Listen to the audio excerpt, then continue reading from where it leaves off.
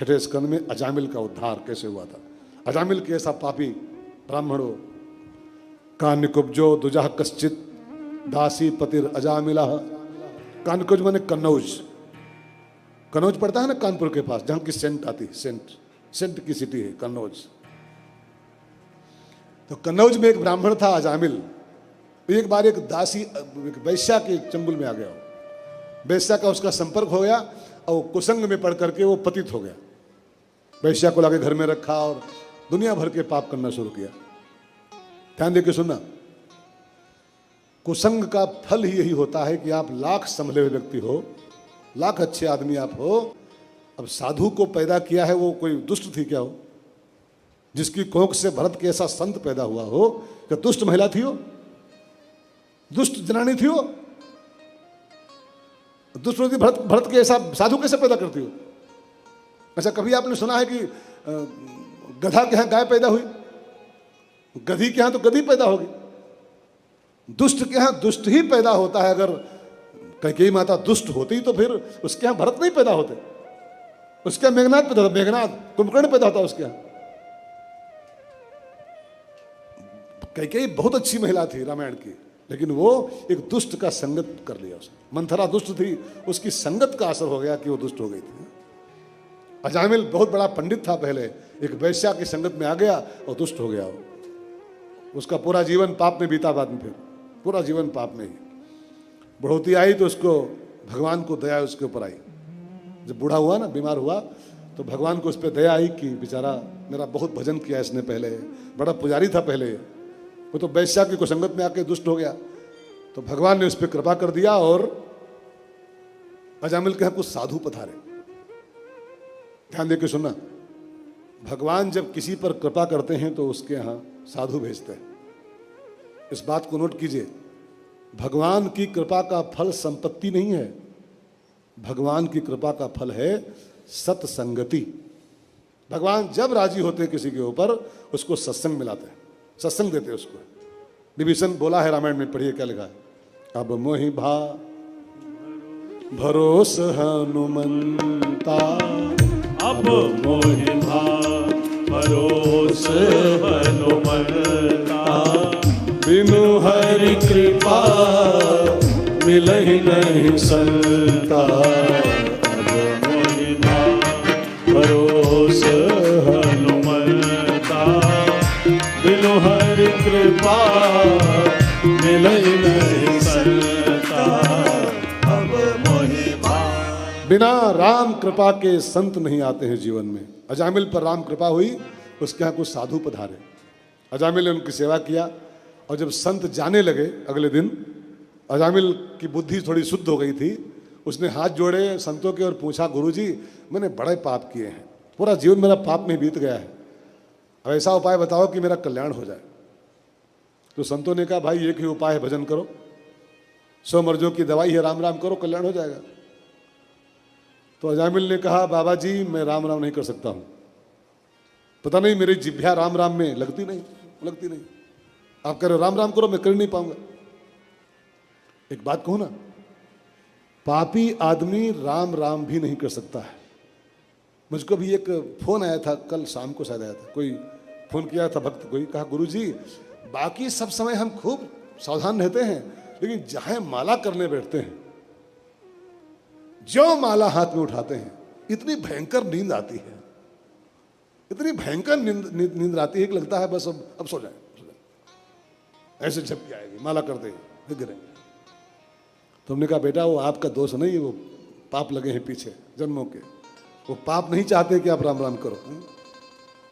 जिसको राम राम करने में नींद आती हो, झोंका आते हो अथवा मन लगता हो, जानना उसके पाप उसको रोक रहे हैं, मत कर राम राम। तो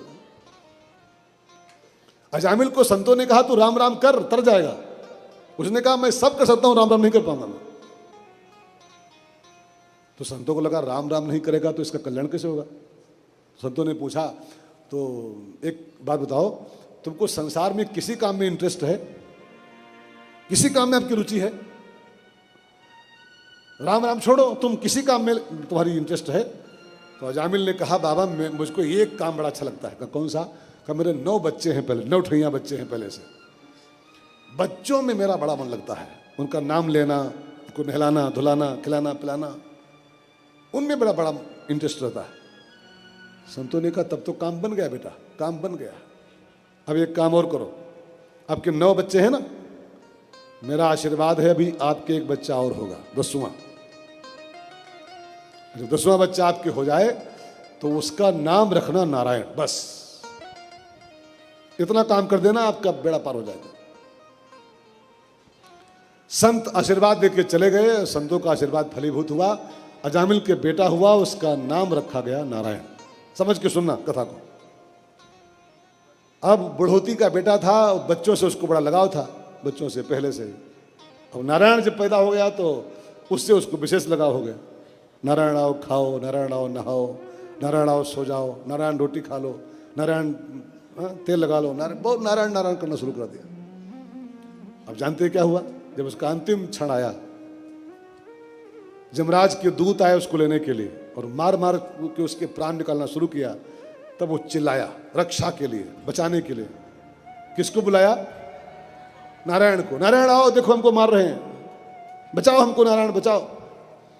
तो लिखा है उसका नारायण जो था ना, उसका वाला नारायण, वो कहीं दूर खेल रहा था कबड्डी बच्चों के साथ, वो नहीं सुन पाया।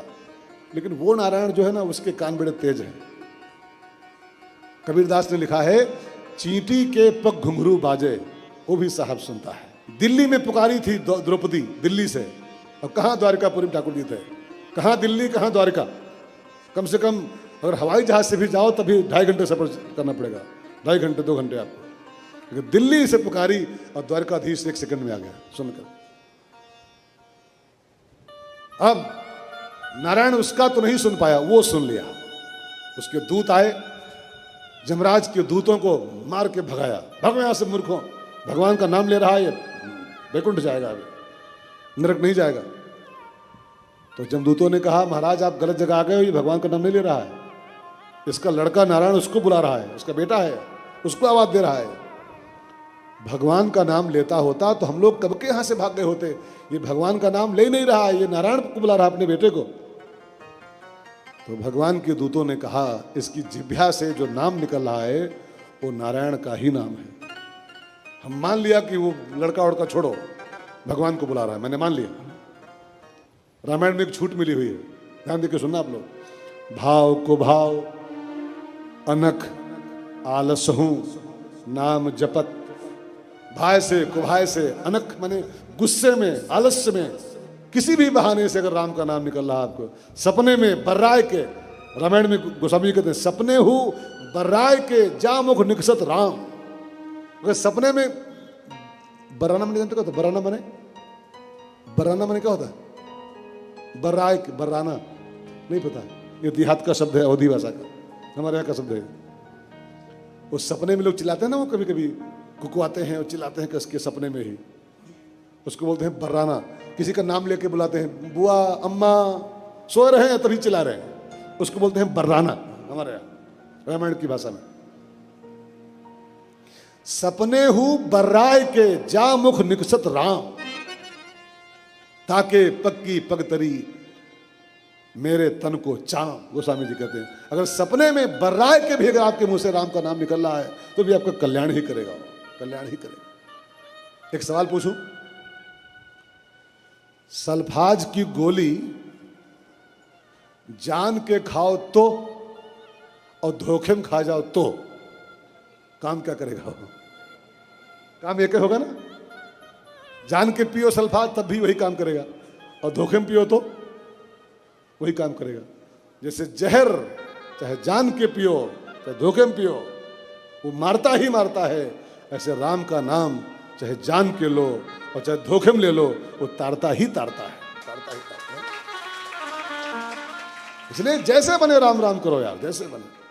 रामायण के आखिरी पन्ने पर गोस्वामी जी कहते हैं, आखिरी लास्ट पेज पढ़िएगा, पाई न के ही गति पतित पावन राम भजी सुन सठ मना।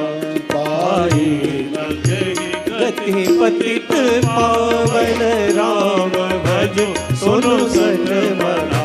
गणिका अजामिल व्याध गीत गजान खल तारे घना गणिका अजामिल व्याध गीध गजादि फल तारे घना।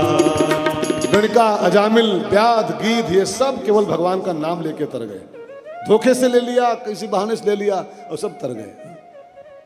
अजामिल की कथा सिखाती है, अजामिल तो विमान में सवार हुआ, परमधाम चला गया राम का नाम लेकर के, बेटे के बहाने से ही राम का नाम लेके। लेकिन एक संदेश दे गया, चंडीगढ़ वालों ध्यान दे के सुनो, जब मैं बेटे के बहाने, मैंने भगवान का नाम नहीं लिया था, बेटे का नाम लिया था, और बेटे के बहाने राम का नाम लेके मैं वैकुंठ जा रहा हूं, तो अगर आप लोग प्यार से भगवान का नाम गाओगे तो आपके वैकुंठ में कोई संदेह नहीं। बस शर्त क्या है, भगवान का नाम जपो, सोते जागते उठते बैठते खाते पीते आते जाते, आते भी राम बोलो।